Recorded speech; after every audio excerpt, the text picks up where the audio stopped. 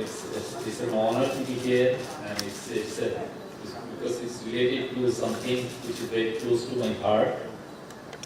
And I welcome this launching of this development media forum, which is much needed because we are in a time like we are questioning our development discourse. It happened at a time we are like the students, the people, everyone is questioning our developing questions. Are we on the right track? Did we give much priority to development of our democracy? Does development last by sacrificing democracy?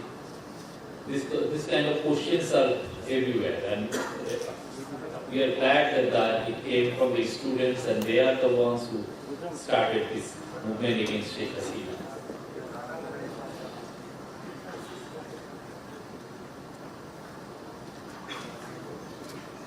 We, honestly speaking, like Bangladesh journalism, like over the last few decades, I think there is growing realization that Bangladesh, like the kind of projects we are undertaking, or kind of when private sector projects we have undertaken, actually don't go or do harm it. So we are creating jobs by harming our environment. That's quite clear. Like we set up hundreds of bathing factories, and every pair of bathing, if you wash, it takes about 125 kilogram of liters of fresh water. And every year, if you see the health of our river, every year you see, like this year we have 12 rivers polluted. Next year it's 14. Next year, so now I heard like the latest that we have that at least 54 rivers are polluted. We are creating jobs by polluting our rivers. We are creating jobs by making this city uninhabitable. This is the most, as far as air pollution is concerned, this is like it always ranks top. Can Bangladesh be inhabitable? Like some years there will be massive amount of job, but our sons and our children won't like to live here. They say, okay, it's killing me. I'm not going to stay here. And there are a lot of lobby groups we haven't been able to confront. The big lobby, the massive lobby, we can't like control the way they create jobs. There's a semi-slave conditions there. We haven't asked serious questions about the way they manufacture pigs. We haven't asked serious questions about the way the hides and skins are washed and processed. We haven't asked serious questions about the way garment sectors create jobs. We say like a lot of, like every year, if you read the Daily Star, every now and then they have these stories. Now we have 250 green factories. Are they really green? Have we asked whether these are really green factories? I know one or two green factories, they were set up by encroaching river. Like what sort of green factories we are building? Are they really complying with the global standards? Because sometimes what happens is that you bring some certificate agency, they will give some certificate that this is a green factory, and that's super. And after that, what happens? Nobody asks. And now we try to sell the idea that we have this number of green factories. It's good that we have taken this initiative, but it's our job for the journalists to ask these questions. We haven't. Like for many years, we don't confront the big lobbies. The lobbies of the government lobbies, the big lobbies, the coal-fired power plants lobbies, lot of. And because they would be saying that, okay, the rate questions you are like every time their main defense is they are creating jobs. And once you know that these factories is creating 40,000 jobs, you stop asking questions. And that's what has been the development narratives for many years. I'm talking about as a former journalist for my working in some of these sectors. There are many questions we need to ask, like, do our development works, development projects, private sector projects comply with our environment regulations? Do they harm our flora and fauna? Do they undermine the human rights of the people who work there? The human rights of the people who live close to their factories or close to their projects, or human rights of the rights of the elephants whose trails we are destroying or we are obstructing? Do they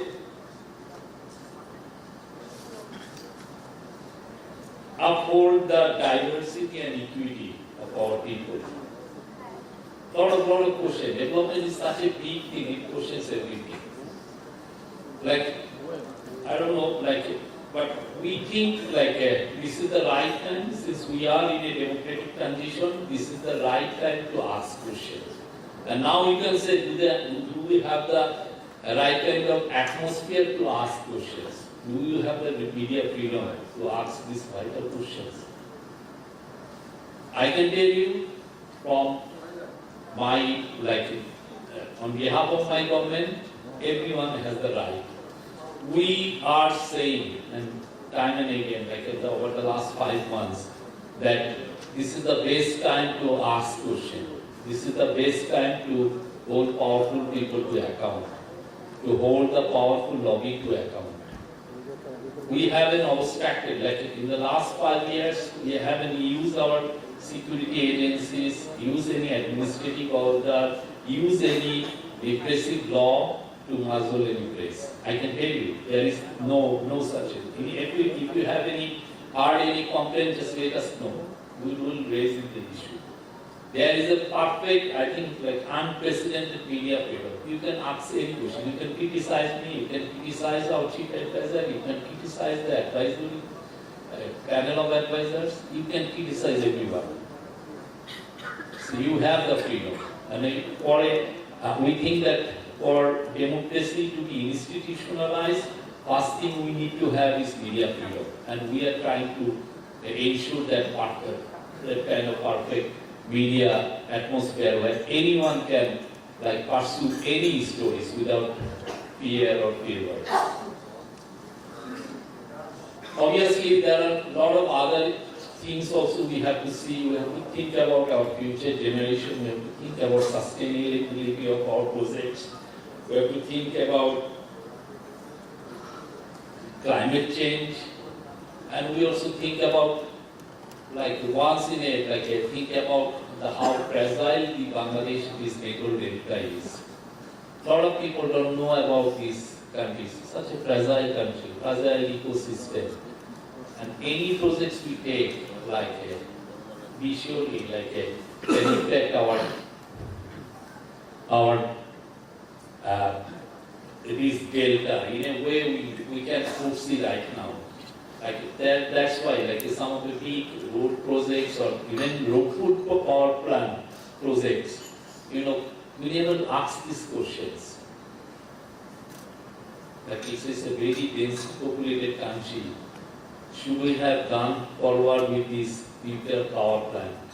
I haven't seen a single story about these things. Any disaster means it's a barren place. It's getting impact tens of millions of people. Thank you again. I think this is a perfect time to launch this initiative. And we hope members of this forum will ask hard questions. And this forum is also going to take up projects, take up training sessions, because we need also media literacy. People should know what actually development. Development is not about raising your export every year and creating more jobs. It has to be in harmony with your nature. So I think that's why we need more training, more media literacy, and I hope Foxconn will facilitate that, and we'll be happy as long as we are in power, we'll be happy to provide whatever supports you need. Thank you very much.